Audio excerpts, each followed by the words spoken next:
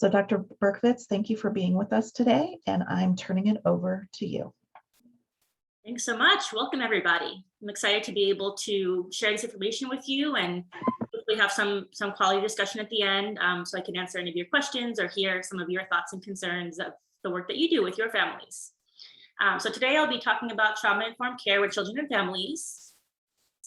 I'll cover a range of topics, just starting with what is trauma-informed care and possible sources of trauma. A lot of this will probably be review for many of you, but I think it's important to get on the same page and hopefully kind of open your eyes to a few other details that come up when we think about trauma-informed care or trauma. We'll talk about what happens when kids do experience trauma and how to see if they are experiencing a trauma reaction or kind of distress from what they experienced.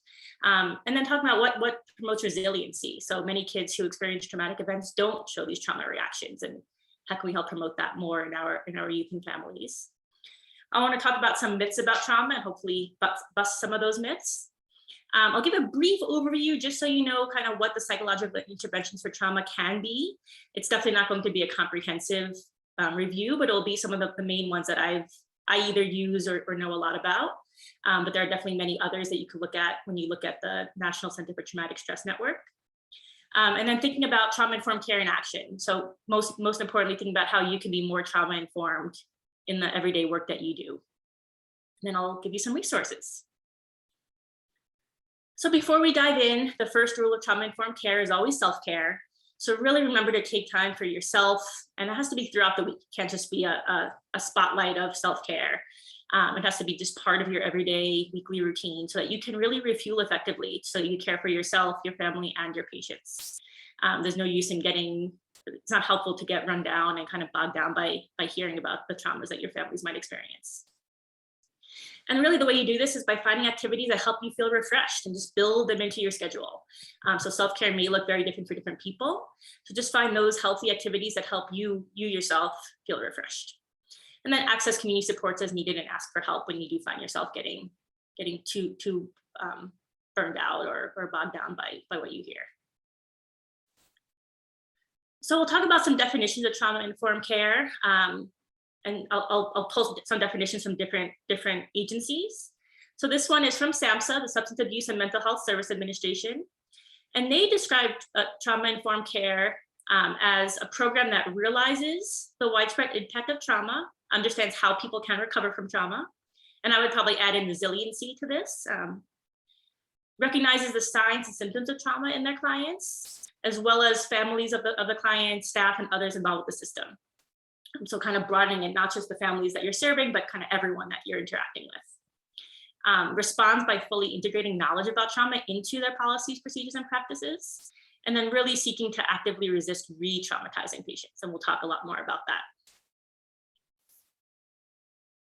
So pulling together from different agencies, this is the summary I like the most. A trauma-informed system of care acknowledges that many patients and clients have had traumatic experiences and may be playing a role in their current functions or concerns, and really the reason they're coming to you for any kind of support. A trauma-informed system of care needs to screen for exposure to trauma and possible trauma symptoms. It's understandable that patients are not going to be necessarily forthcoming in what they experience that's having an impact on their current situation. So we need to kind of be a little bit more proactive in asking or welcoming that information. Working to minimize the possibility of re-traumatizing patients, so that's the same as SAMHSA. Working to support the family in being resilient, and really emphasizing the parents and caregivers. They're the kind of closest network around the kids that we're working with. So we need to help them be resilient by addressing their own trauma as needed as well as just supporting them in whatever way we can so that they can then support the child.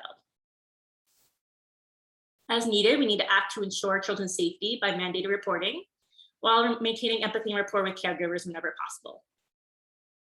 I know that's a tall task to ask for. And recognizing that faculty and staff may also have experienced trauma and providing appropriate support within the organization so that they can be there for their clients as well. There's this quote that I think sums up trauma-informed care pretty well. Good care is approaching every patient with the assumption that at some point in their lives, they may have experienced trauma and tailoring that care based on that knowledge. And I think the highlight of this quote is really that assumption. Especially because patients are not going to be forthcoming, at least in the beginning. we need to kind of not assume that there's no trauma, but kind of assume that there may have been trauma, and be proactive on our behalf or on our end, be proactive on their behalf, to have that in the back of our minds. So kind of the four main pieces that go into trauma-informed care is screening for trauma, minimizing re-traumatization, ensuring safety of everyone we're working with, and then supporting resiliency. And why is trauma-informed care so important to think about? I really think about how the past experiences that people have had, including their strengths and their challenges, or the past experience that people have had really contribute to their strengths and their challenges. So the resiliency is a big piece of how they came to still be strong and be seeking support from you. But it's also a part of kind of what's holding them back and why they do need extra support right now. If we think about trauma, and we'll talk more about trauma reactions, we think a lot about triggers and what kinds of things in the present may be bringing them back and bringing up the trauma reactions more so. So I think about situations. It could be physical environments, or it could be types of interactions with people, being in a one-on-one setting or a bigger group setting. Sensations. So things can be as subtle as like the smell of something can bring people back. Hunger, so it can be very internal sensations that might not be as apparent on the outside, or just different experiences in the present. So hearing, having someone raise their voice or kind of be short with you, feeling like you're more vulnerable. Those can all be triggers of what they experienced in the past. And if these triggers occur during your interactions with patients, it kind of makes your agency and your services be more of a source of trauma again for them, rather than a source of healing. So really thinking about how can we minimize that so that they can seek the healing they're looking for through your educational services, mental health services, home visiting services, in whatever capacity you're working with patients. We want that to be healing for them rather than a new source of distress.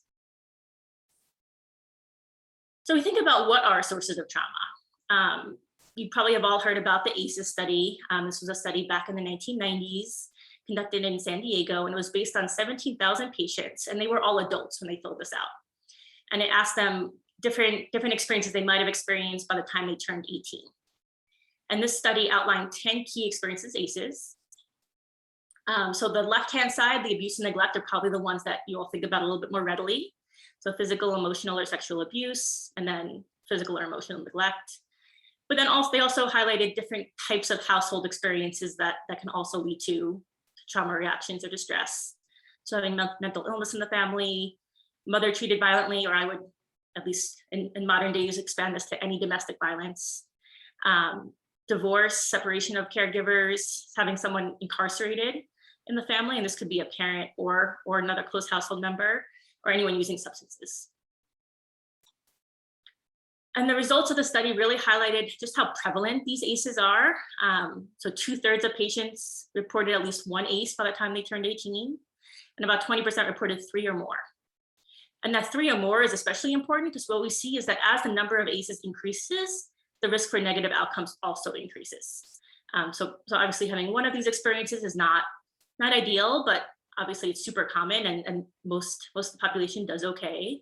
But then when we think about that 20% that experience 3 or more, that's when we really need to be on the lookout for some of these negative outcomes in terms of mental health, just community productivity in terms of school or work performance, their medical, physical health, as well as just their overall quality of life.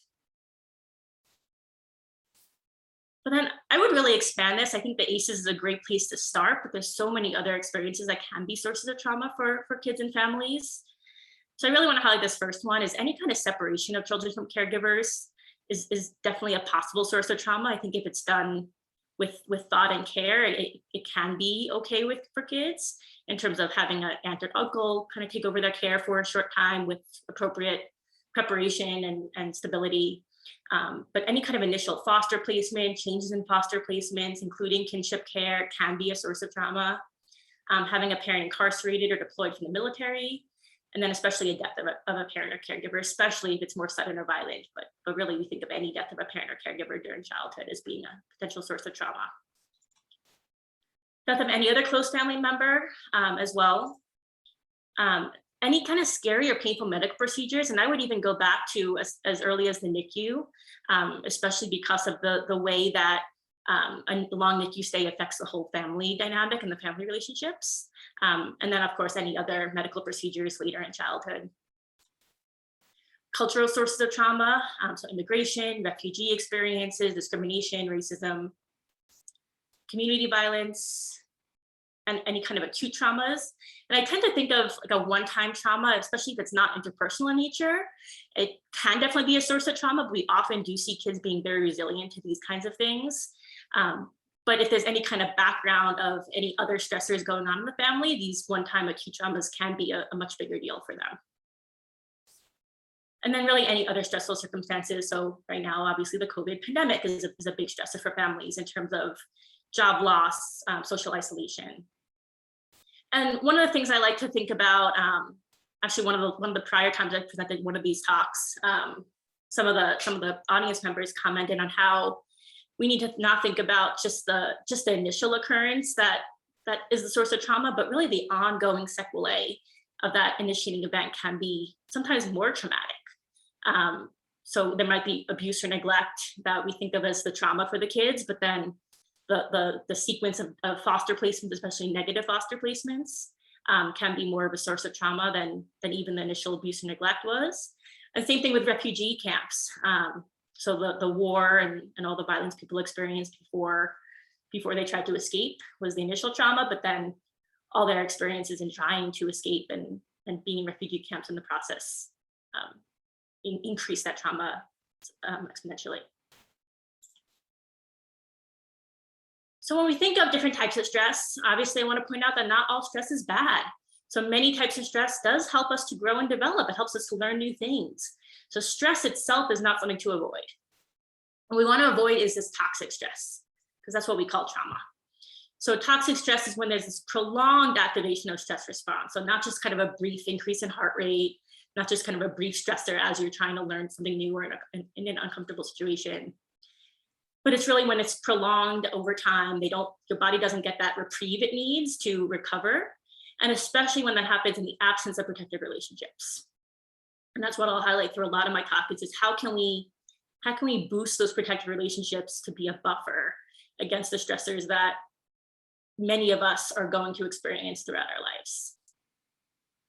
And that's really what makes something that could be toxic more tolerable when it's a serious, ideally temporary versus prolonged, but a big serious stressor, but it's buffered by supportive relationships.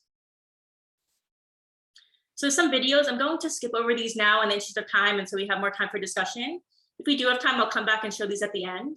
But those are links I would highly recommend checking them out after this talk. The first one's a TED Talk about two different experiences of kids. One where the people around them didn't connect with him about the trauma, and he kind of went through life without getting that supportive connection from others. And then another situation where the person did get those supportive connections. And then the second one, just more of like an overview documentary on trauma. They're both pretty short, 10 minutes or less.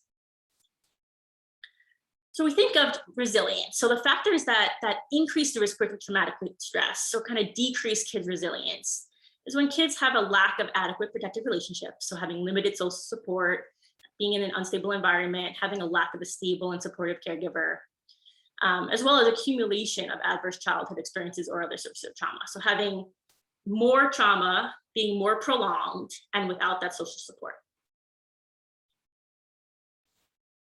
Meanwhile, kind of the opposite, the factors that buffer the impact of trauma is having that stable and supportive network. And we think of both within the family, so really bolstering those family relationships so that the parents and caregivers can be supportive to the kids, as well as surrounding the family. So making sure that the family is buffered from trauma by having a community that is kind of rallying around them. And really thinking about caregivers being that crucial buffer, especially for kids, especially for young kids, I would say, to help cope with the stresses and make meaning of what happened. I think these kind of sum up most of my points about resilience. So this little bear on the top is going to be at a lot more risk for traumatic stress from whatever the negative experience was, versus this little bear on the bottom, who has that protective arm around him and has that supportive relationship. So the Center for Developing Child has a lot of awesome resources I listed at the end in my resource section. They highlighted four keys for resilience. So one is having at least one stable and committed relationship with a supportive parent, caregiver, or other adult. And I love how it is okay for that supportive person not to be the parents if that's not feasible for the child right now. A teacher can be that supportive person, a therapist, a neighbor, grandparent, aunt, or uncle. Having a sense of self-efficacy and perceived control is really important for resilience. Having opportunities to strengthen your positive skills and your ability to regulate emotions and behaviors. And then feeling connected to the community and hopeful about the future. And that hopefulness is really key as well. One of the things that trauma does is it kind of throws you more into the past, and it makes it hard to be hopeful about the future when you're in the midst of those experiences. And then when those are triggered later on, it kind of throws you back into the past as well, instead of helping you be hopeful about the future.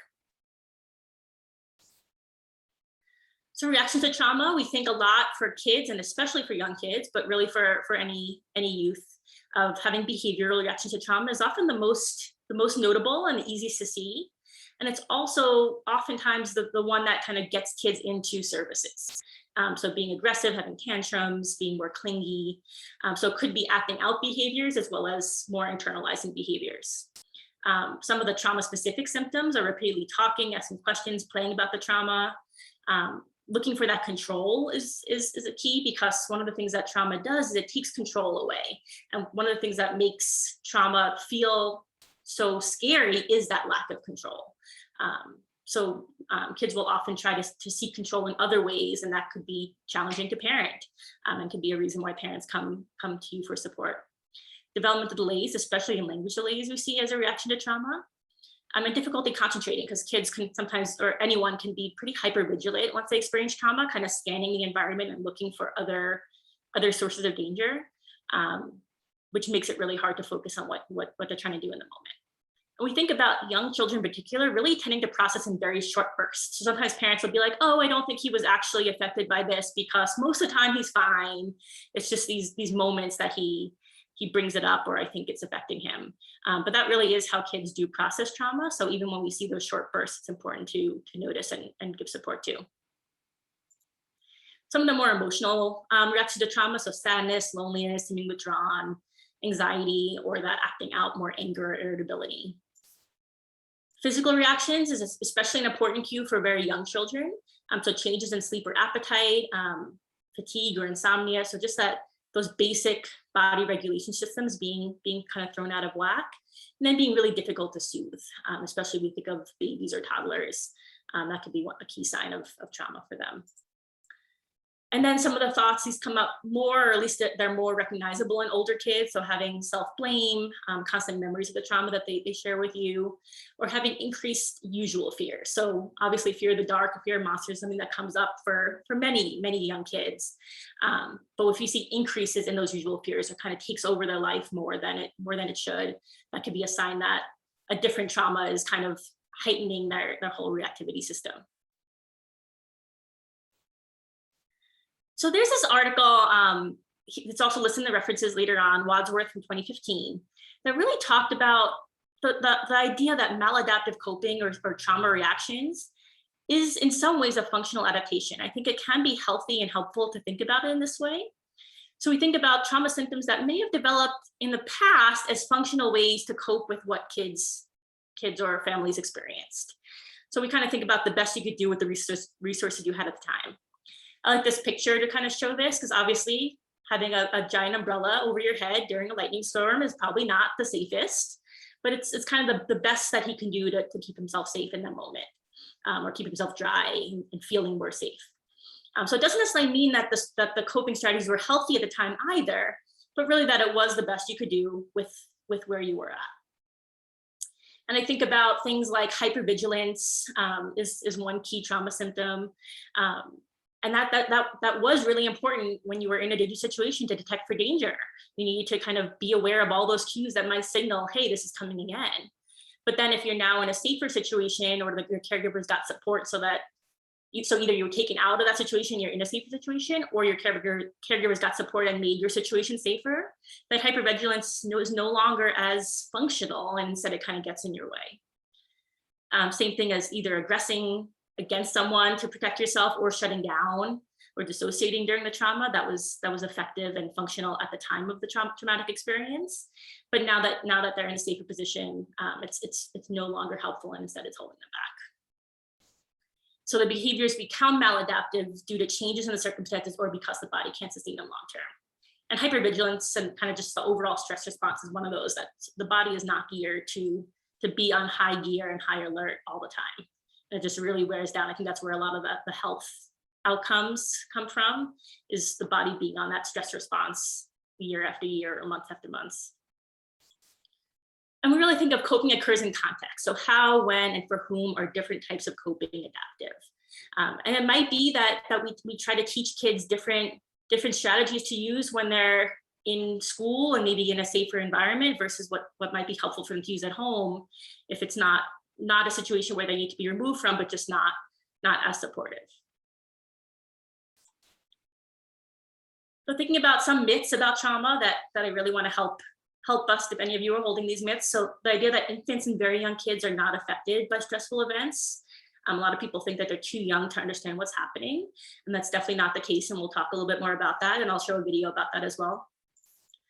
That individuals with autism or cognitive impairments are not affected, since a disability shelters them from understanding what's happening. Also definitely not true. And then that parents' own prior traumas will not affect their kids as long as they kind of protect their kids from experiencing those same things. And also, I think there's a lot of hope in terms of how parents can avoid that from happening, but without support, that it often can become an intergenerational trauma that we want to help avoid. So all of these are false. Starting with the first one, thinking about infants and very young children, actually, rather than being protected from the trauma due to their age, they're actually uniquely vulnerable to trauma. And that's for a couple of reasons. One is their brains are still developing. There's this video from the developing child at Harvard that shows how brain architecture can really be disrupted by the stress response, by having high levels of cortisol and other stress hormones gearing your body up for danger. Just is really not great for the way the brain makes connections. Infants are wholly dependent on others to help them soothe and recover, so they don't have any of their own coping skills. There's a topic called co-regulation, which I work a lot with families with in my own therapy with them. And that's really thinking about how parents and caregivers need to be the ones that help babies soothe. They don't know how to do that themselves. And that comes from just regular kind of crying and needing to be soothed so they can calm down and go to sleep. But it also comes in, of course, when we think about trauma, and babies need others to be there for them. That early symptoms of trauma are often overlooked. So some of those physical symptoms, especially of difficulty sleeping, eating, pediatricians are on the lookout for them, but oftentimes might not realize they're related to trauma. And then parents will probably often minimize that, just as not as clear that they were affected by what happened. Really think about how even moderate levels of stress can impact the brain's stress response, and information is processed even during sleep. And that's one thing I hear a lot. There's actually a really great study from 2013, Graham, Fisher, and Pfeiffer, the three authors. It's called What Sleeping Babies Hear. And this whole study shows it was 12-month-olds, or all under 12-month-olds, coming from either low verbal conflict or high verbal conflict families. And they completed fMRI studies, which voices speaking angry or neutral tones were played during their sleep in an MRI scanner. And the infants who experienced more conflict at home had their brains just responded much more strongly to the angry voices in the areas of the brain involved in emotion and stress processing and regulation. So their brains are kind of primed to look out for it because it's something that they experienced. Whereas the babies from low conflict households didn't have that. Their brain wasn't cued into those angry voices that they heard during the MRI study. There's this quote that sometimes adults say they're too young to understand. And I want to kind of point out that even though they might not understand what happened, or even have really the episodic memory or kind of concrete memory of the events that happened, young children are definitely affected. There's a phrase that I learned as part of my trauma therapy training of the body remembers. So we don't need the brain to be able to tell the story of what happened, and young children often can't because their language hasn't developed yet. But the body kind of remembers the fear it felt, and the brain the brain-body response can be primed that same way, even when they're super young. So I'm going to take a pause now and I'll show this video. Also take a quick peek at the chat to see if there's any questions that come up before that makes sense to address before the end. So let me stop sharing and I'll show this quick video. And I want you to think about what you noticed in the video and what you think might have been going on for the older child and the younger child in the video, to help, just to kind of help solidify that idea that infants and young children are definitely affected by traumatic events. So let me stop this.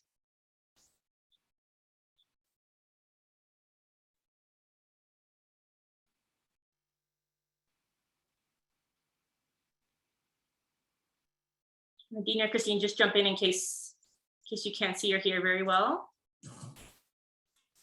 Dr. Berkovitz, the video is not up at the moment. It is not up, okay. Try one more time.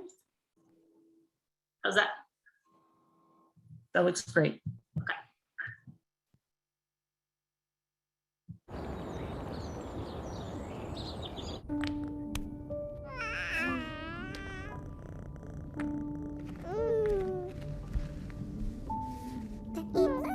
The spider climbed up the water spout. Down came the rain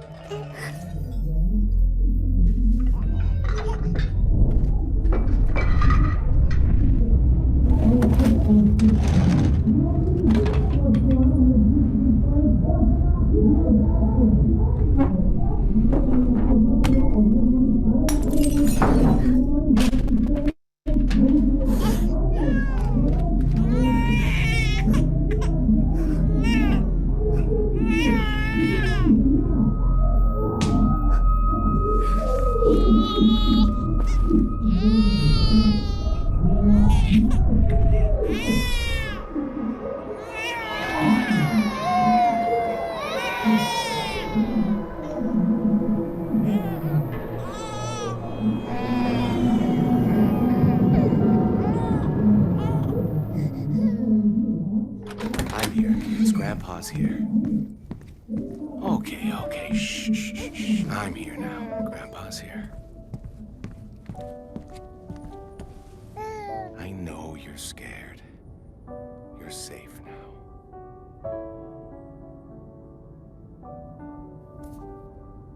Out came the sun and dried up all the rain.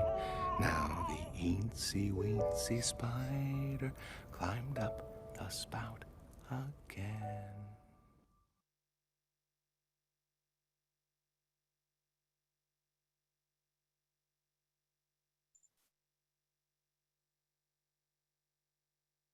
So as I pull up my PowerPoint back again, I'll give a few minutes for people just to kind of process the video. I think it's a pretty powerful one and probably impactful for a lot of you.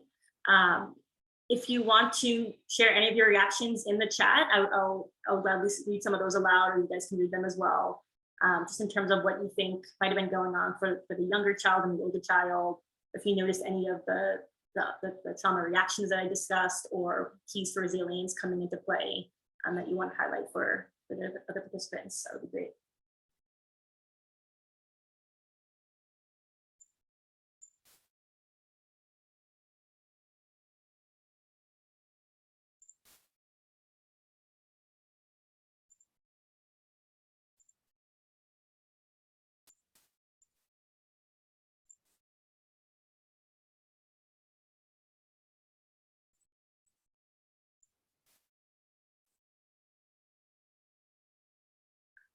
Can you see the screen well now? Looks great. Okay.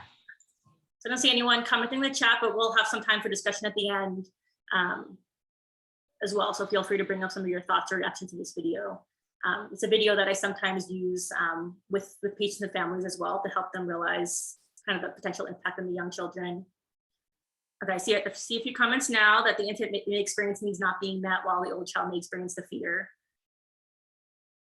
The emotional response I just had watching, I can't even imagine having to go through it as a child. I think the biggest thing is how we do downplay it for the younger children. I love the comment. Yeah, the older child was really trying to take that adult protective role. And you saw she kind of held that adult protective role for some of the time, and then she couldn't hold it anymore. And we'll see that for adults, that adults will step in and try to take the protective role, but they can't always sustain it as long as the child needs. But it was lovely when the grandfather came in and kind of was that buffer and that safe person for them. Sense of protection for the older child, but also fear.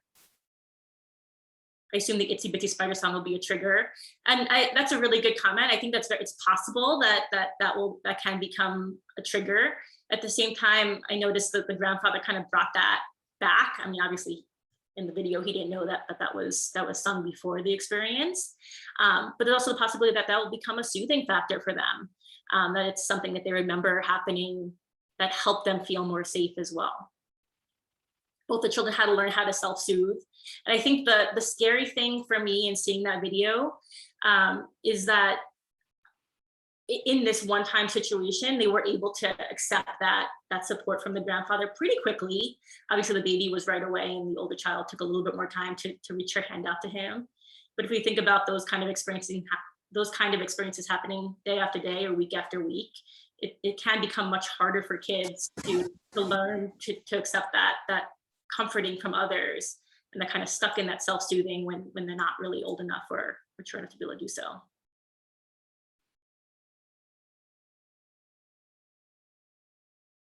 Yeah, the younger child picking up the older sibling's fear, and sometimes that is the aspect that can be more triggering for babies. They might not realize the stress of the family experience, but they do realize the fear that all the family members are experiencing. And that could be what kind of makes an experience more scary or stressful for them.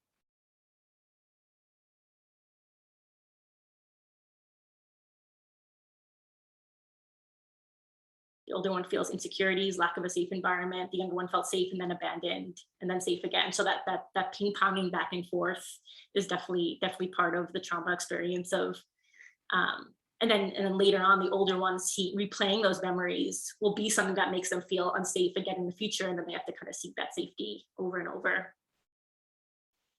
I think the one other thing that I didn't see mentioned in the chat yet is just how other things can become more scary, like the shadows became elongated, the bunny ears and the jacket became scary for them. So I think that's one of the ways that those usual fears might be heightened in the context of a child who experienced trauma. And then just kind of welcoming you all to think about how your roles, even if it is a smaller role in a child's life than a grandparent, can really be that supportive person where co-regulation can be offered, and really be an important buffer.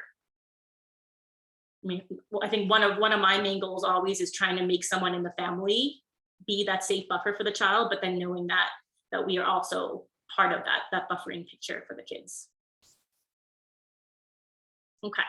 I'll keep moving on, but feel free to keep thinking about it, and we could talk about it more later as well. So going to that second myth, let me just refresh you on what the 3 myths were. So that individuals with autism or cognitive impairment are not being affected by stressful events. And what we see is that individuals with a range of disabilities and abilities are affected by traumatic events. The specific ways they're affected may be a little bit different due to different ways of perceiving information. So there might be different aspects of the situation that's more traumatic or less traumatic for different kids, but that's the case for kids whether or not they have any kind of disability as well. So every child's affected by different aspects. And one of the things I find the most interesting when I'm doing trauma therapy with kids is sometimes I'll think one particular aspect like this has to be the scariest part for them. And what I'll find through the therapy and kind of playing and talking with them about it is it's really something totally different. That was the part that really stuck in their mind and became more traumatic for them. And they may be at more risk for negative outcomes if they do have reduced coping skills and limited ability to seek support given the social challenges that individuals with autism or cognitive impairments might have. They're kind of more in that infant state, if we think about, of being more dependent on others to help them regulate. And if they don't know how to seek that support the same way as a young child might not know how to seek that support, it kind of leaves them even more vulnerable. And what we find is that rates of abuse and neglect are actually much higher among kids with developmental delays and disabilities. So about 1.5 to 2 times higher risk for any kind of maltreatment and then about 5 times higher risk for recurrent maltreatment. And then when we think, so that's when we think about that more chronic stressor that's more likely to become toxic stress, as well as having, with recurrent maltreatment, you're more likely to have that accumulation of different kinds of ACEs that add up. And then the last one, thinking about parents' trauma, that parents can definitely seek support to help them parent with less of an impact of their past trauma. But without that support, if it's unresolved trauma, it can really lead to less stable or secure parent-child relationships. They can transmit their own anxiety and their views of the world as a dangerous place to their kids. And they also might use negative coping strategies to manage their own distress. So turning to substance abuse is a common one, and we'll talk about with adult treatments for trauma. There's one treatment called Seeking Safety that really works to both address the trauma and address any kind of negative coping strategies that develop as a result. So despite these kind of risks, seeking treatment to help reduce parents' trauma symptoms and help them make their own kind of more informed decisions about parenting can really reduce those risks, that risk for intergenerational trauma, and really help them serve as a healthy buffer for their own kids. There's a really good video as well from The Developing Child that talks about how we can help parents be resilient, so that their kids can be more resilient. So lastly, thinking about when to refer for mental health supports before we dive into what different kinds of treatments can look like. Really think about, think about like assessing for those factors that can help build resiliency or build risk for trauma. So looking for the quality of the child's relationships with caregivers and the availability and ability of them to support the child. Resources that really help the child be more stable. And then kind of the more obvious one is looking for any kind of changes in the child's behavior or emotions after the trauma. But I think one of the issues is that's really only relevant if the trauma or stressor had a clear start. Whereas at least working with young kids, I often hear about stressors starting from birth or even before birth. So that's not quite as useful when we think about young kids, at least. Really assessing if the caregivers or family members need additional support, and remember to check back to see how the family is coping. So not just have it be a kind of a one and done discussion if a family brings something up, but kind of check back at each week or periodically to see how they are doing with the stressor they shared with you. And then when in doubt, provide them with resources and referrals. This is definitely not an all-encompassing list, but I just highlighted some of the local community mental health centers, at least the ones around Denver and Aurora that I know the most about. Almost all of the ones I've heard about throughout the state of Colorado do have good trauma-informed care. There's the Aurora Strong Resilience Center, which offers some free support and linkage to resources. And then the Kemp Center at the university as well. So when we think about, I'm just gonna take a quick peek, make sure there's no questions in the chat before I dive into what interventions can look like. So when we think about mental health interventions for trauma, really the general theme across interventions for both kids and adults, and the general theme is exposure and processing. So a lot of the drive of a lot of people is to really try to avoid thinking about what makes you upset, and that kind of makes sense on the surface. If something making you more triggered and more sad and more anxious, let's just not think about it. What we see is that keeping those traumatic memories internal and trying to actively avoid thinking about them really makes the impact of the trauma worse. So there's more anxiety, they experience more disruption to their daily life. So instead, we really need to work on helping patients approach the story and realize the ways in which the current circumstance is different. So kind of differentiating the past from the present and helping them stay focused in the present. But also kind of revisit the past to help them make meaning of what happened and help them integrate that experience into their overall life story. And you'll see that the summary is not saying we need to kind of erase what happened. That's not possible, because those experiences are part of who they are and their lived life. But the hope is that when those memories do come up, or when situations in the present do kind of bring back those memories, that it can be just part of their life story rather than something that pulls them backwards. So I'm going to talk about two main therapies, the ones that I've been trained in to work with kids. And then I'll also give a quick summary of some other ones that there's a lot of evidence about to work with kids in different settings or different ages, as well as therapies for adults. I definitely invite you all to check out the National Child Traumatic Stress Network. Has a whole section on interventions, and they have good like bullet point summaries that talk about the different therapy approaches and what kind of evidence there is to support them, especially if your agency is trying to find an appropriate trauma therapy to start utilizing. So one of the ones you'll probably hear about the most is trauma-focused cognitive behavioral therapy. You often hear it as TFCBT. And this is an evidence-based treatment for children and adolescents. They talk about the ages being from 3 to 18. Personally, I think it's a little bit more effective starting at 5, and kind of makes sense why when you think about what it includes. The sessions are often focused on the child, and there's some sessions or parts of sessions with caregivers. And obviously you can always adapt this and include caregivers more or less. The traditional model is for most of the session to be focused on the child and then have check-ins at the end. And then have occasional, like once a month kind of joint sessions, or once every couple of months of joint sessions to work with the kids and caregivers together. There's 2 main phases. The first phase really teaches kids to recognize their emotions and use coping skills to manage their distress. So kind of building that self-efficacy and helping them be aware of what their body's experiencing. One of the ways that trauma can disrupt kids' kind of whole process is by leading them to just kind of separate themselves from their emotions, or kind of negate them, or not really know how they're feeling, or have their feelings come out all in the same way. So whether it's all withdrawing or all being kind of more aggressive or acting out. So really being able to recognize that range of emotions. And then it helps children describe the traumatic experiences through a little bit more like tabletop kind of activities, like talking, writing, drawing pictures. And this is the exposure piece. So the first phase is kind of building their skills so that when we get into the second phase, they're able to manage their distress and cope during that exposure process. And there's lots of check-ins that you'll do with them of how they're feeling, and let's take a break and let's use some coping strategies together right now.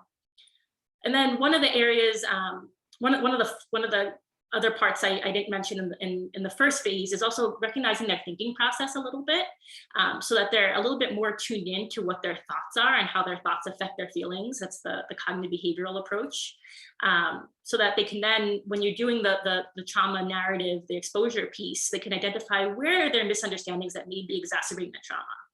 So oftentimes kids, if there's a parent who died early on, they might believe they caused their parent's death by saying, like, I hate you, go away, thinking that's in this magical thinking kind of way that's what caused the parent to then die shortly after. So by correcting some of those misunderstandings of those kind of maladaptive thoughts can hopefully help reduce the emotional distress as well. And there is a caregiver piece, as I mentioned. So the caregiver piece is really focused on helping the caregivers understand the child's experience during treatment, so that they can then support them after therapy ends. So you kind of want to transfer the therapist as that buffer and the person who could help kids cope with their trauma to then transfer it over to the parent, so that can continue after therapy ends, because this is meant to be somewhat of a short-term therapy. I usually think of like 4 to 6 months for TFCBT. Then we think of, this is the therapy that I mentioned that I use during my introduction, child parent psychotherapy. So this is evidence-based treatment for very young children, 0 to 6, and their caregivers. These sessions are rarely, if ever, with the child alone. So they're either dyadic, where the child and caregiver are together and you're really working on the relationship, or they're caregiver-only sessions, helping the caregiver understand where the child's coming from and preparing for the child dyadic sessions. So some of the key parts of child parent psychotherapy, or CPP, is to help caregivers understand the child's experience and reactions and really strengthen that relationship, so that caregivers can be a safe base for the children and help the children regulate strong emotions. And a really big piece of this therapy is that co-regulation, is how can we help children regulate emotions with the support of their caregivers. There is a big piece of screening for trauma and caregivers as well, so that we can provide them additional support or referrals as needed. And what I often find, especially when the parent experienced some of the same traumas along with the kids, this therapy was developed initially for moms and kids who experience domestic violence, and now are kind of coping with how do we heal from those experiences together. But then it has since expanded to be applied to lots of different trauma exposures. But even when they haven't experienced a trauma together, I often find that caregivers have their own past experiences that just kind of intersect in ways that make it challenging to parent the child. where something about the child does kind of brings them back to their own childhood experiences that were not yet resolved. And depending on the extent of those, sometimes those can be managed just during the dyadic therapy. But sometimes the caregivers or parents do need to be referred for their own therapy, so it doesn't become therapy for them as well. And then a lot of the whole first phase of therapy is really working with caregivers to develop and then eventually provide this initial like play-based story to describe the kid's experience. So it can be through play. I sometimes will do like personalized picture books for kids I develop with the parents that we could then share with the child during the dyadic sessions later on. So that we're kind of telling the child, like, we know these things happen, and this is how we're making sense of the things that are hard for you now, and helping develop that framework so that kids are not thought of as bad kids by the caregivers, but they're kids who experience bad things. And that's kind of what's driving some of the challenges that they're seeking support with. After that initial play-based story, use ongoing sessions to really support children in approaching their experience through play. So that whole, instead of avoid, let's approach what happened. So sometimes the play is really directly focused on the trauma and that play-based story about what happened. And sometimes the play is not focused on that, but you kind of link it up and use all the interactions to really support the parent-child relationship and help the parent or caregiver be a safe base for the kid. And this therapy does tend to be a bit longer. I usually think of about a year of service is needed for a young child to be able to really resume that normal developmental trajectory as if the trauma didn't happen, or kind of get them back as close to that as possible. These are some other child therapies, and as I mentioned before, there's many, many more. These are some of the big ones I hear about and recommend. There's attachment and biobehavioral catch-up called ABC. This is a home visiting program with infants and toddlers and their caregivers. It uses a lot of the same kind of in the moment interventions that child parent psychotherapy does. So commenting about what you see going well between parents and caregivers, encouraging the child to seek support from the caregiver rather than from you, and really strengthening that parent-child bond, caregiver-child bond. There are several really good therapies for school-based group approaches. So CBITS, the Cognitive Behavioral Intervention for Trauma in Schools, is for late elementary school. I think it's supposed to be 5th through 12th grade. And then Bounce Back is a kind of a younger adaptation of that that's geared for elementary school kids. That uses some of the same trauma-focused CBT strategies, but in a group setting and in school. And then they talk about how to incorporate parents to some extent in that as well, so that when they leave the school-based therapy, the parents and caregivers can help support them. And then parent-child interaction therapy. This, aside from child-parent psychotherapy, this is the only other, or one of the only other evidence-based approaches for young kids. It doesn't focus on approaching the trauma at all, but what the studies have found is that through enhancing the caregiver-child relationship and really supporting that relationship, you'll see a lot of child trauma symptoms go down. The whole first phase is really building that child-parent relationship up and building positive time in between parents and kids. And then the second phase is, okay, how can we help the parents or caregivers intervene and provide effective, non-abusive discipline strategies for child behavior problems. And this is often with live coaching. So whether you're in the room or more ideally with a kind of a bug in the ear headphone, so that the child really views the parent as the one who's doing the intervention. When we think of therapies for adults, the same general principles apply. So exposure to the trauma memories and clearly processing the story of what happened, and developing up the positive coping skills so they can manage their distress in healthy ways, and at the same time reducing any of those maladaptive coping, substance use, or more reckless behaviors. And we really think about, in order to reduce the maladaptive coping, you really need to build up that positive coping. You can't just kind of take away the one strategy they have. You need to build it up first and simultaneously. Some of the examples of evidence-based interventions you might hear about for adults is cognitive processing therapy, EMDR, eye movement desensitization and reprocessing. And then seeking safety is that one model I mentioned that's really targeted for co-occurring substance abuse when individuals have experienced trauma. So this last section, I'm going to dive into kind of how to enact trauma-informed care, recognizing that all of you are coming from very different agencies and very different roles in your agencies. So trying to be broad, but we could use some of the discussion at the end to think about how you might be more trauma informed or how you might help your agency be more trauma informed.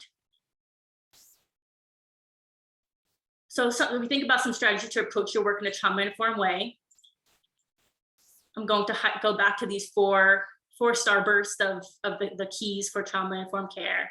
So how do we screen for trauma, minimize re-traumatization, ensure safety, and support resiliency in our kids and families?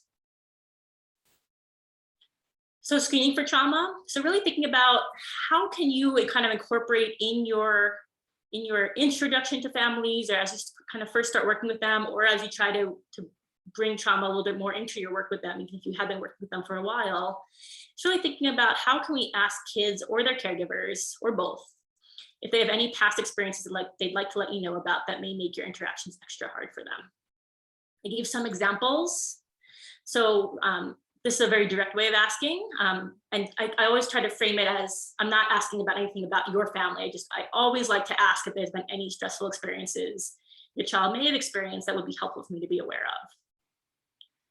This is probably easier to ask in the very beginning before you know a family. I find that once you have a relationship with a family, it's kind of hard to then go back and screen, because they might assume that you're asking based on something that they shared with you, or based on your kind of intuition with them. And then kind of just to give you a less direct, this might feel more comfortable for many of you, is there anything else you think is important for me to know about you or your child as we start to work together? You're probably a lot less likely to get answers this way, but it just opens the door. If a family kind of has it in the back of their mind and they're really wanting to share something, it just gives them that space or that opportunity to share. And then also, just as you work with families, listen out for subtle hints in your discussions with them. Invite them to share more if they're comfortable. So parents will kind of mention like offhand remarks of, well, like, I've been through tough things as well. I don't understand why the child is struggling so much. And that's kind of a window for you. That's an opportunity to be like, oh, do you want to tell me a little bit more about what you might have experienced? Because some of that might be similar to your child, you're right. And then maybe we could figure out how you were able to be so resilient so that we can help pass that along to your child as well. But families will often drop those little hints as you work with them.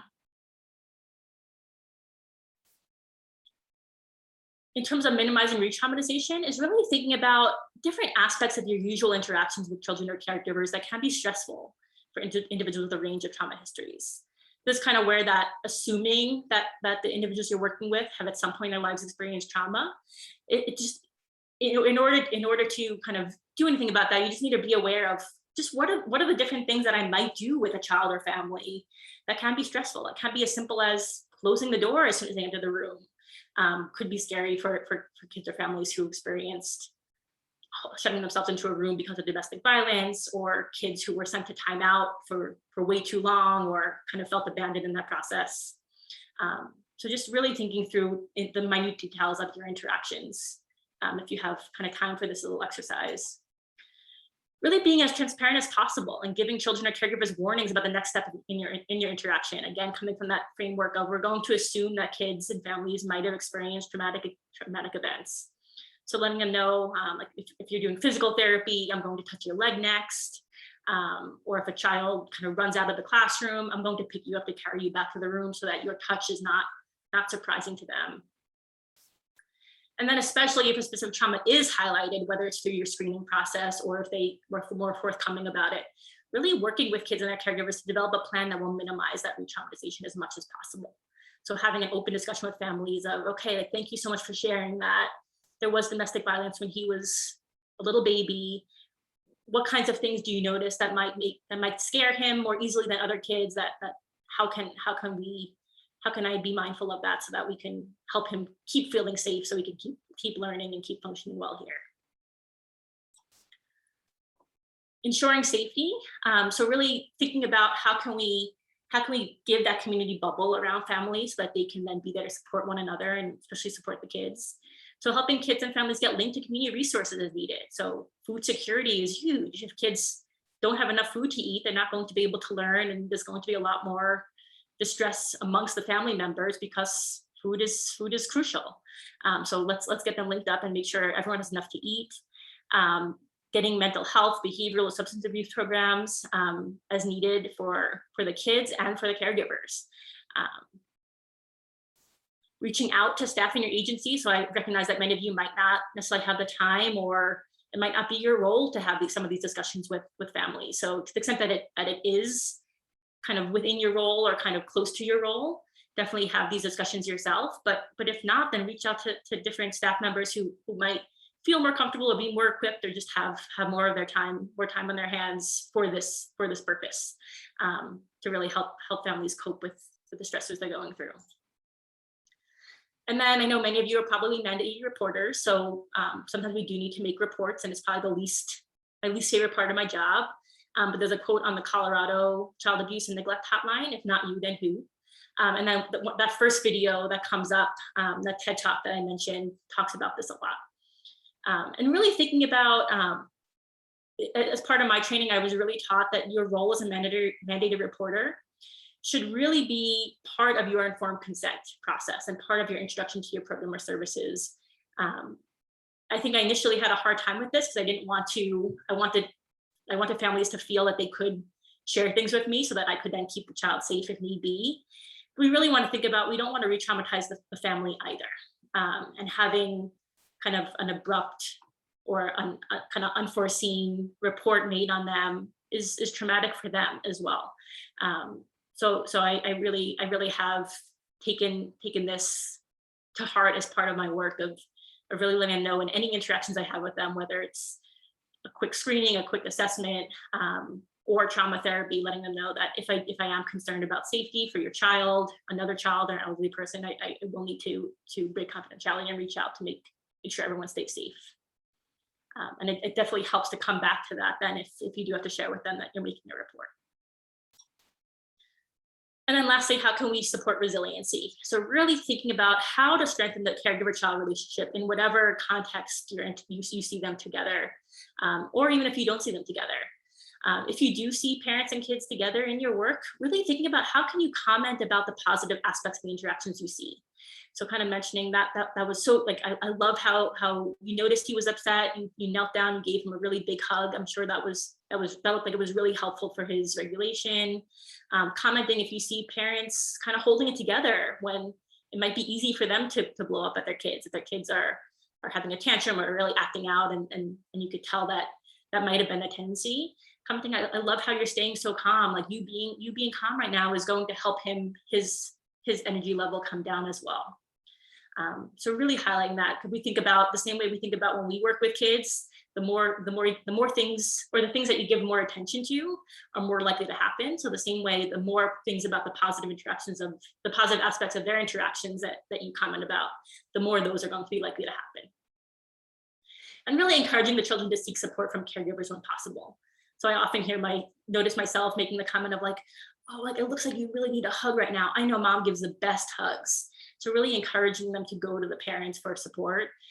There are definitely times that I will be that co-regulator for kids in the moment if needed, but then I try as quickly as possible to pass the baton over to the parents instead. Thinking about how you are a buffer for children by being that safe and supportive person in their lives. So we do want to bolster the caregiver-child relationship as much as possible, but we are also buffers as other people who are working with kids and other people who are part of their lives. And sometimes I think kids don't necessarily realize the impact that you have on their life until much later on. They kind of think back to, oh, I remember that teacher I had when I was in first grade, or that therapist who said the certain sentence to me that really made a difference. So just kind of holding on to that, especially if on days that you're feeling more tired or burnt out by your work. Think about how we can help children feel connected both to you and to others in the broader community. So in school, religious organization, just in the neighborhood, feeling connected to others is helpful for supporting that resiliency, as we talked about before. Helping build children and caregivers emotion regulation and that co-regulation skill. So really helping caregivers be there to support their kids in their emotion regulation, and also especially as kids get a little bit older, once they hit 4, 5, 6, they can start taking a little bit more agency in that emotion regulation process themselves. And then thinking about how we can support children just on building on their strengths, so that like whatever they're good at, that's a healthy and safe thing for them to be doing, just helping them build on that, because that will help be a buffer for the things that are hard in their lives as well. Help building a sense of control and purpose to enhance their self-efficacy. it's really thinking about when there's so much about kids' lives that's not in their control. There's so many things that we as adults are telling them what they have to do or when they have to do it. So thinking about when are the little ways we can give control back, whether it's offering choices to them, offering, do you want to come work at the table with me in 2 minutes or 5 minutes? Because that can be a meaningful choice that they can have in their lives. What kinds of, giving them choices between what kinds of activities you're doing when you're working with them, that can all build that sense of control, so that they're not seeking it from other parts of their life that are more disruptive quite as much. And then 2 other things to think about, just how can you advocate with families? So really thinking about how can we help caregivers view their kids' behavior in the context of their past experiences. So going back to what I mentioned a little bit earlier, that it's not that your child's a bad kid, it's that bad things happen to him. That kind of quick change can really help caregivers then be more empathetic and more supportive of their kids, rather than kind of writing them off as he's a bad kid just like his dad was, or he's just a bad seed. Gives a lot less hope. And then encouraging caregivers to share some information about the past trauma experiences as relevant and the ones that are shared with you to other people working with the child.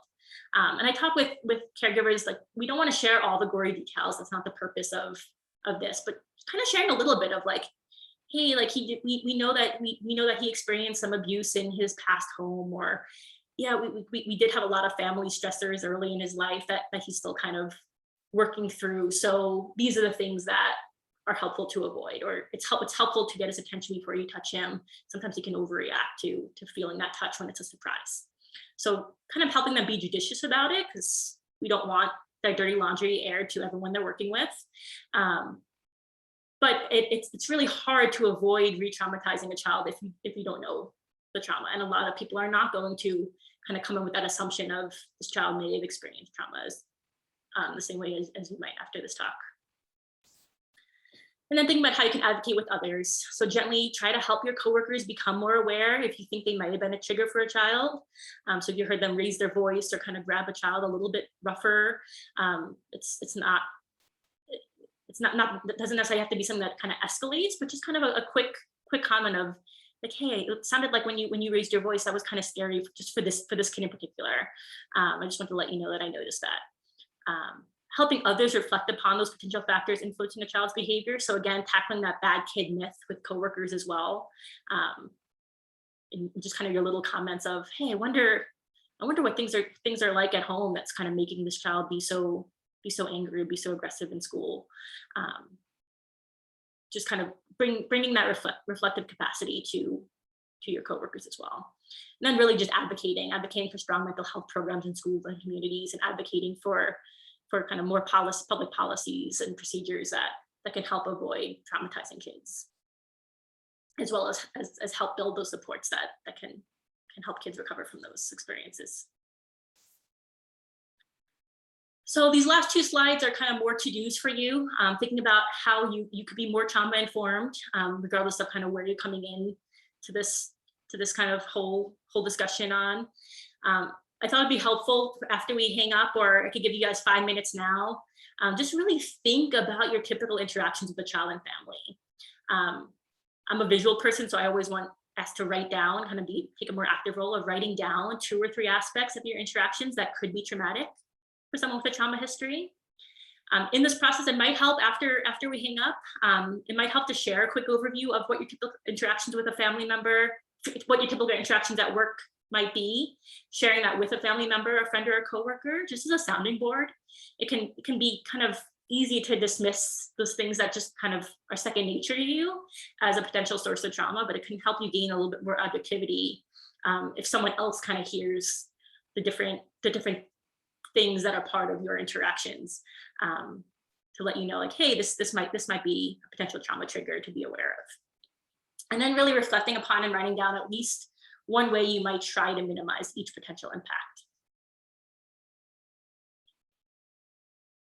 So I'm going to pause for maybe two minutes here, just to give you guys all a chance to do this. Feel free to jot down in the chat if there's something that you want to share or have questions, or want to get others' input on.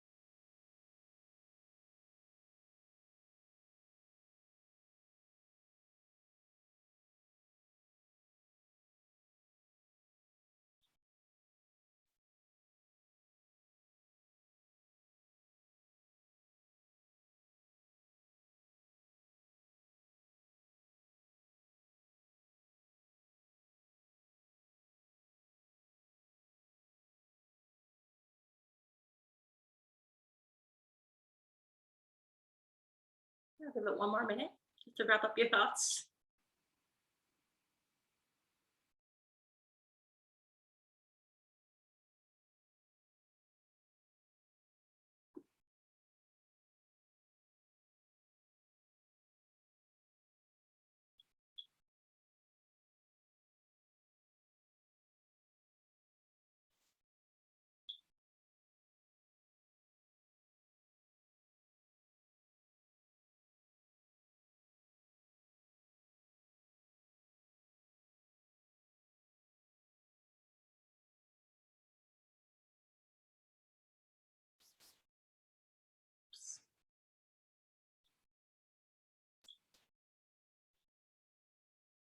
Pull it back up.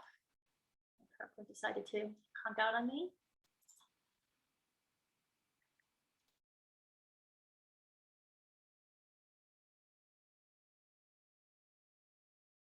I love how Anita Evans mentioned being more mindful of the language used in your discussions with them, that some words can be triggering for families and different body language and gestures.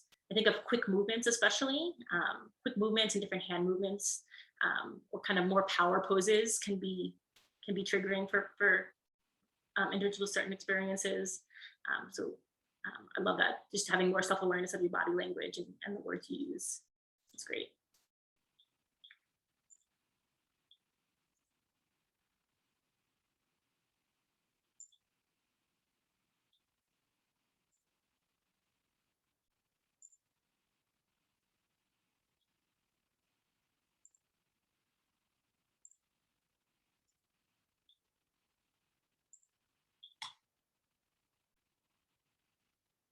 Okay, and then just other ways to be more trauma informed, just trial and practice ways to screen for trauma that do feel comfortable to you and are appropriate for your agency. Recognize that it might not be appropriate to dive as far in depending on what your role is. Try to figure out a way that works for you that at least opens the door and invites families to share a little bit more, especially if they're feeling uncomfortable.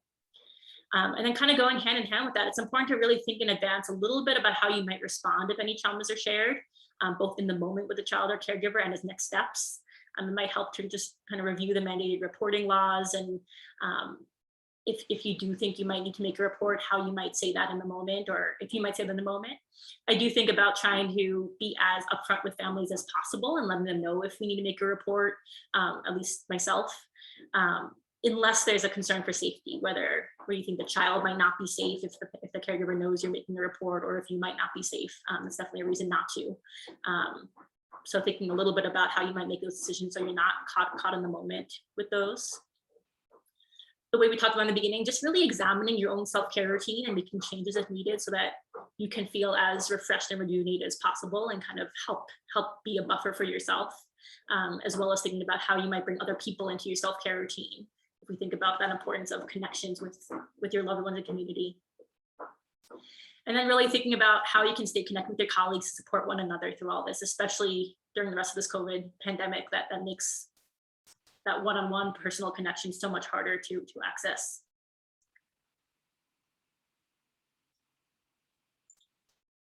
Here's a list of some of the resources I like to turn to. I mentioned a couple of times this National Child Traumatic Stress Network, nctsn.org. They have some wonderful materials. They have handouts for kids and for families about a range of topics. And they're also the ones that have that whole sheet on different evidence-based interventions for kids and families. There are a couple of different guides and toolboxes I have here that are also really helpful. These next two are definitely geared towards like the pediatric primary care setting, but at the same time, there's a lot of information here that's relevant to other non-mental health settings where it's definitely relevant to the work you're doing, but it's not necessarily your focus with families. So kind of how can you be trauma informed without it becoming your focus? The Harvard Center on Developing Child has some really great videos and tries to make things as kind of lay language as possible. So it might be things that are helpful both for you to look at as well as potentially also share with some of the families you're working with. SAMHSA has a lot of information. I just highlighted these two, but definitely look at the SAMHSA website as a whole.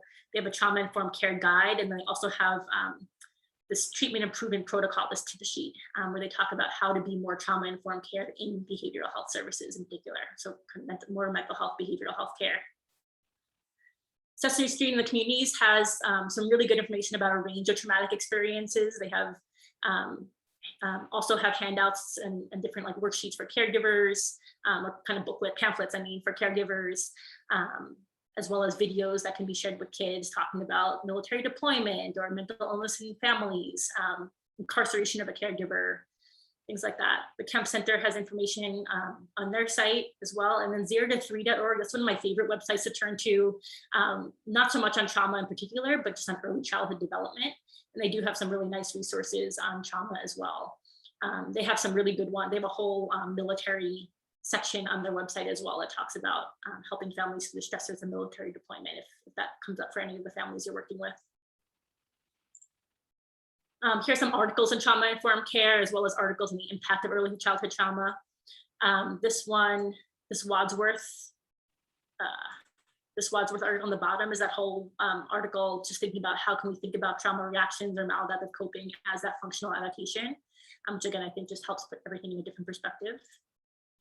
And then these are different clinical application books that I use, often used in therapy with young kids. They are probably geared towards, I would say, 6 or 7 and under. I find it easier to find books for older kids. So I pulled these together that I use for little kids. Some that focus on death, separation, just generic traumatic experiences, as well as just how to help talk about emotions and self-regulation with kids. And then these 3 books I often read, have parents read to their kids in therapy just to kind of strengthen that caregiver-child relationship as well. I mean, there's many, many more out there. These are just some of the ones that I tend to turn to the most. And I'd like to open it up for questions and discussion. So I'll start scanning the chat. Definitely feel free to contact me. I have my email address here. Just watch out for the spelling of my name, because I know it's sometimes misspelled. It's a kind of a more unusual spelling of my last name. So just make sure that you spell it correctly, as on the slide, just to make sure that the emails do get to me if you do have questions. Dr. Berkovitz, I've received about 4 questions while other folks are thinking about questions that we could run through if you'd like. Yeah, of course. Okay, so the first one is how to know if trauma happened at school years ago or reoccurred recently?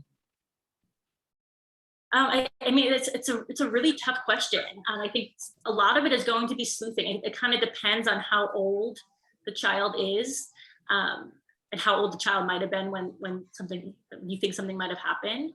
But it does take a little detective work, especially with young kids, of trying to figure out, like, is their behavior telling us that something might have happened? In therapy, I kind of make a point, like my role is not to figure out if trauma happened. That's really more of kind of police or detective work's role. If you really think something might have happened, then make a report so that it can be investigated. At the same time, I think taking all those cues that the parents and the kids might give you, and especially asking the parent, like, did you ever see things that made you worried about your child's safety?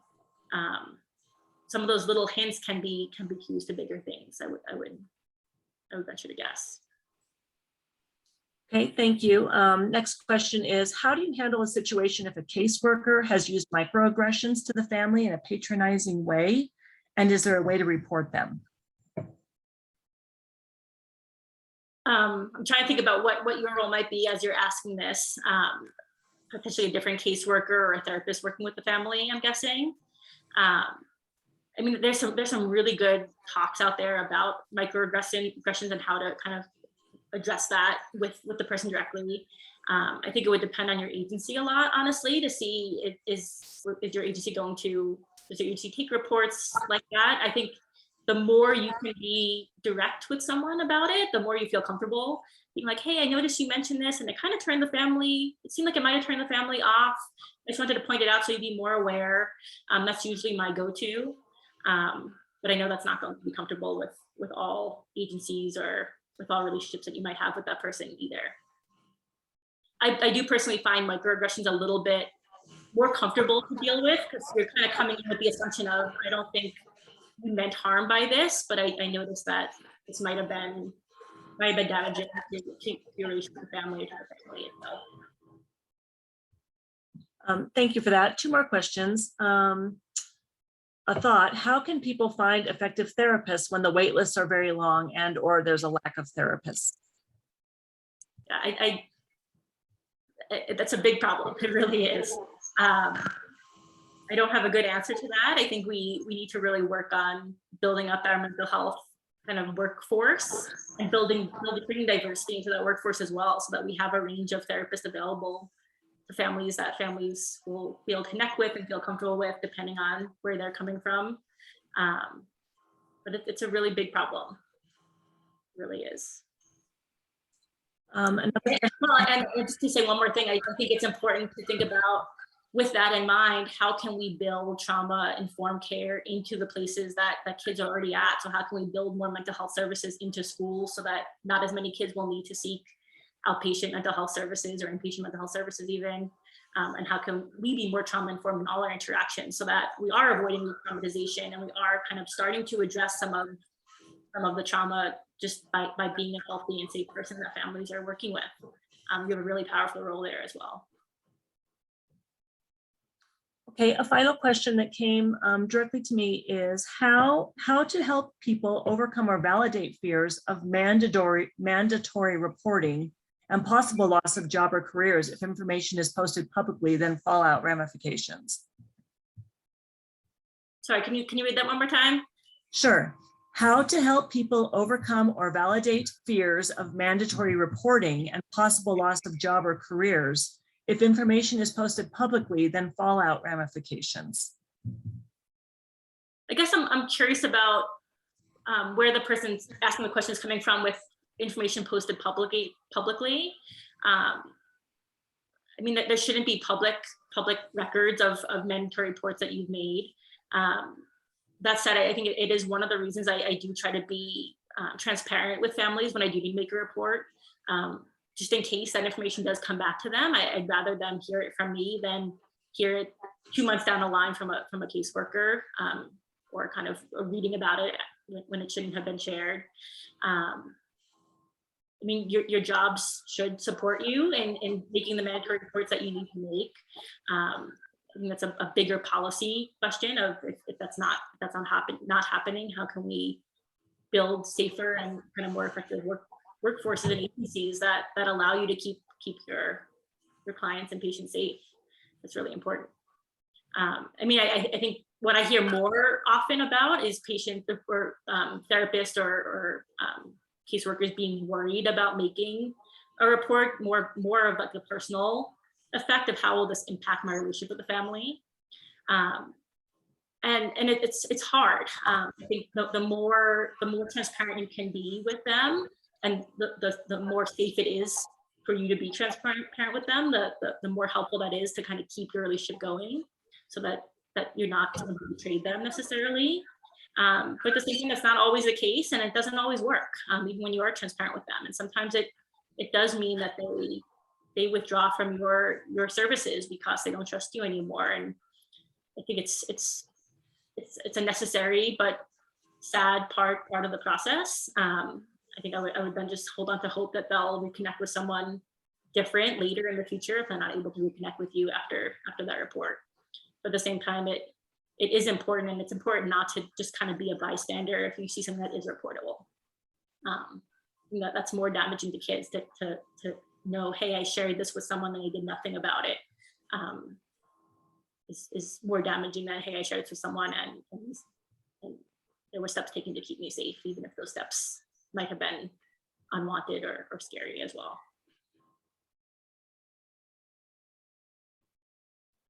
Thank you. That's the questions that I received. I'm keeping an eye on the chat for new questions. I did see someone asking me directly if I can go back to the slide ensuring safety. So I'll scroll back to that while I read the others.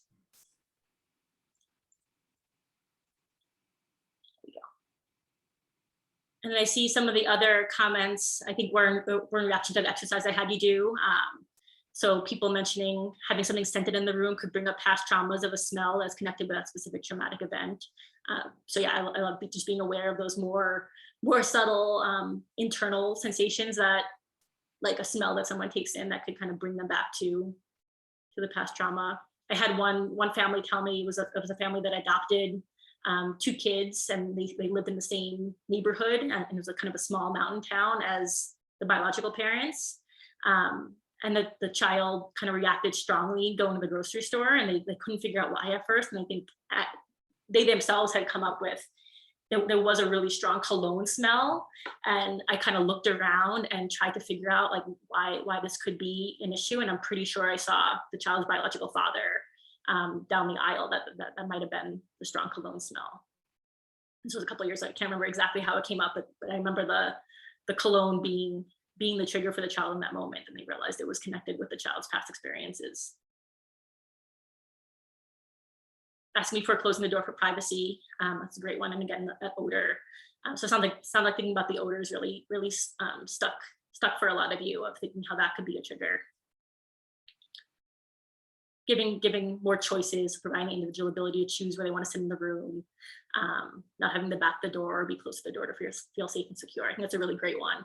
I remember I learned as in part of my early therapy training that I should always be close to the door just in case something came up. But that's not always the best for families, and sometimes kids or families need to feel like they have that out. Desiree White just asked, is it possible to prevent vicarious trauma from occurring? I'm assuming you're thinking about yourself and kind of other professionals working with the family. I think this is really where that self-care comes in, and ideally having kind of more self-care, or not really self-care, but agency supported care kind of happening through your agency. So having time in your group meetings to kind of discuss things that were hard for you, or having mindfulness practices built in to your workday. So thinking about how you can build that, as well as how you might recommend your agencies to build in a little bit more of that self-care time. I think one of the big things that comes in for vicarious trauma is also hopefulness. So I think it's when I feel the least hopeful about a child's future or family that I find myself kind of edging towards that vicarious trauma, burnt out more and more. So really thinking about how can you help yourself stay hopeful, and where can you pull that hopefulness from with the families you work with.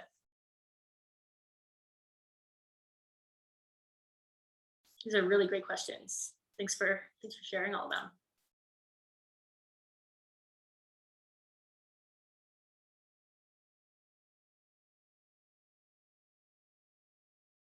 I also noticed a few other people thinking about commenting. I think it was when we were talking about how to screen for trauma, and how to advocate with the community, of asking families without going to particulars, like giving them the ACEs list and asking for the number of events instead of individual events might feel a little safer for families to share with you.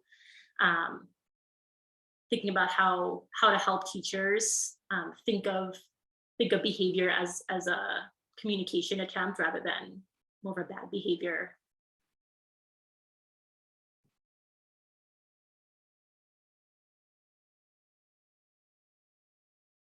I know personally, when I do any kind of autism or developmental assessment, I always have a list of screening questions at the end of, like, we talked about a lot of different things. Before we move further, I want to ask if any of these experiences might have been part of your child or your family's experience, just because sometimes reactions to these might mimic some of the things that we're trying to rule in or out with your child. And that's kind of my opening to ask about different traumatic events that might have occurred. And I do find that asking specifics, so like, for example, giving someone the ACEs list or asking some specific questions can be helpful, because you'll find that there's sometimes families don't think about an event as being traumatic necessarily, of like a big family move that just kind of threw the child off. It's kind of different than a lot of the traumatic events we talked about, but can be important for that child to know about, even if it doesn't kind of reach that level of kind of adversity necessarily.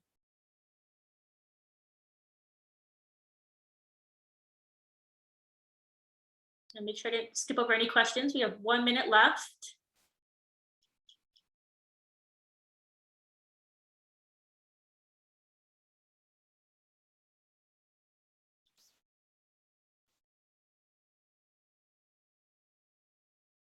If there's nothing else, I want to thank you all for being here today and participating and asking your questions and commenting in the chat. It was all, I find it much more helpful, even though it's a big group, to be able to have that active participation. So thank you so much.